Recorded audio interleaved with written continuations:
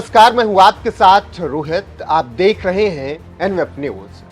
देश को आजादी मिले 5 साल हो चुके थे और संविधान बने 2 साल। 1952 में मध्य प्रांत में पहली बार विधानसभा चुनाव हो रहे थे।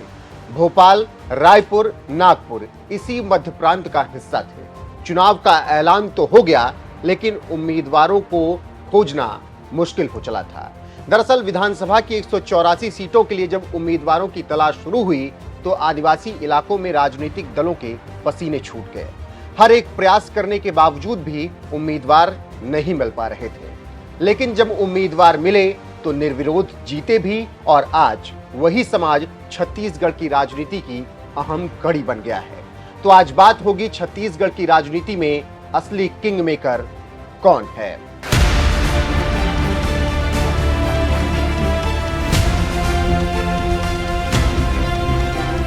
दरअसल छत्तीसगढ़ में चुनाव की तैयारियां जोर शोर से चल रही हैं। सभी पार्टियां पूरे दम के साथ चुनाव लड़ने को तैयार हैं। सत्ताधारी कांग्रेस वापसी का दम भर रही है तो बीजेपी उसे सत्ता से बेदखल करने का प्रयास कर रही है। ऐसे में छत्तीसगढ़ के राजनीतिक इतिहास को समझना बेहद जरूरी है। तो 1952 में मध्य प्रांत में 184 में से 5 सीटें ऐसी थी जहां केवल एक एक उम्मीदवार चुनाव में खड़ा हुआ, क्योंकि हर एक प्रयास करने के बाद भी उम्मीदवार नहीं मिल रहे थे।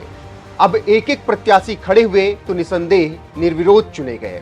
दंतेवाड़ा से निर्दलीय प्रत्याशी बोड़ा, बीजापुर से कांग्रेस के हीरा शाह, सुकमा से निर्दलीय प्रत्याशी पीलू, केशकाल से निर्दलीय प्रत्याशी राजमन, नारायणपुर से कांग्रेस के प्रत्याशी रामेश्वर थे। ये 1952 के दौर की बात है। आज की तारीख में ये 5 विधानसभा की सीटें हैं। छत्तीसगढ़ के बस्तर का हिस्सा है और जिन सीटों पर कभी उम्मीदवार नहीं मिलते थे, अब वहां तस्वीर बदल चुकी है। अब ये आदिवासी इलाका छत्तीसगढ़ की राजनीति में अपना प्रभुत्व रखने लगा है। लगभग 32% आदिवासी जनसंख्या वाले छत्तीसगढ़ में हर चुनाव में इन सीटों से बड़ी संख्या में आदिवासी उम्मीदवार खड़े होते हैं, विधायक और मंत्री भी बनते हैं। बात अब यहाँ तक आ पहुंची है कि आदिवासी अपने समाज के मुख्यमंत्री की मांग करने लगे हैं। ये मांग 1952 से वैसे तो चली आ रही है। हालांकि अविभाजित मध्य प्रदेश और अब छत्तीसगढ़ के इतिहास में केवल एक बार ही किसी आदिवासी विधायक को मुख्यमंत्री बनने का अवसर प्राप्त हुआ। सारंगगढ़ विधानसभा के आदिवासी विधायक नरेश चंद्र सिंह मार्च 1969 में 13 दिनों के लिए मुख्यमंत्री बने थे, लेकिन इसके बाद आदिवासी समाज का कोई चेहरा मुख्यमंत्री नहीं बन सका। यही कारण है कि अब पहली बार ऐसा हुआ है जब सर्व आदिवासी समाज ने अपना संगठन बनाकर चुनाव लड़ने का ऐलान कर दिया है। इस बार सर्व आदिवासी समाज की हमर राज पार्टी चुनावी मैदान में है।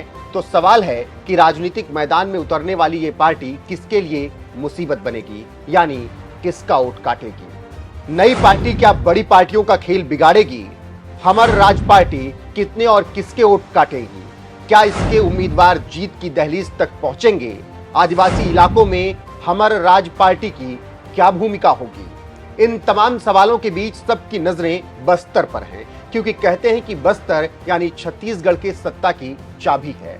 90 सीटों वाले राज्य में 10 सीटें अनुसूचित जाति के लिए हैं और 29 सीटें आदिवासियों के लिए आरक्षित हैं। यही वजह है कि आदिवासी समाज सरकार बनाने में अहम भूमिका निभाता है। राजनीतिक दल इस बार भी बस्तर के भरोसे अपनी नैया पार कराना चाहते हैं। बीजेपी कांग्रेस सबसे ज्यादा आदिवासी इलाके में ही सक्रिय है, क्योंकि मतदान में आदिवासी इलाके आगे हैं जबकि शहरी इलाके पीछे हैं। इसका अंदाजा इसी बात से लगा लीजिए कि पिछले चुनाव में 20 आदिवासी सीटों पर 80 से 86% मतदान हुआ, जबकि 6 सीटों पर 70 से 80% के बीच मतदान हुआ। वहीं शहरी इलाकों में लगभग 60% तक ही मतदान हो पाया था। तो ये कहना गलत नहीं होगा कि छत्तीसगढ़ की सत्ता तक पहुंचना है तो आदिवासी समाज को साथ लेकर चलना होगा। बस्तर जो भी साथ बिछाएगा उसी हिसाब से छत्तीसगढ़ की राजनीति करवट लेगी। 7 और 17 नवंबर को 2 चरणों में होने वाले मतदान में देखना होगा कि किसके पक्ष में आदिवासी जाते हैं और 3 दिसंबर को किसकी किस्मत खोलते हैं।